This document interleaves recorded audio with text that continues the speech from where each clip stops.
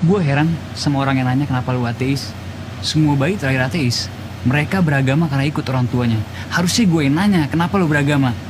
Pernah denger tuh? Salah denger kali. Kamu jadi ateis kan pilihan keyakinan. Beragama juga pilihan keyakinan. Kata siapa jadi ateis itu kemurnian. Menentukan pilihan itu adalah bukti bahwa seseorang pernah berpikir, kalau kamu ateis dari bayi, artinya kamu masih sama kayak waktu bayi dan belum mikir. Bener juga sih om, ini emang pilihan aku sendiri.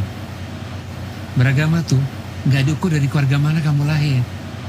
Bisa jadi keluarganya Islami, tapi dia tumbuh nggak taat sama sekali. Tapi lihat tuh, banyak orang yang masuk Islam di umur ke-40, 50, bahkan 60, terus mereka belajar agama super cepat. Dan mengamalkan agama sungguh-sungguh, melebihi yang udah Islam dari kecil. Jadi semua itu murni pilihan, Asma.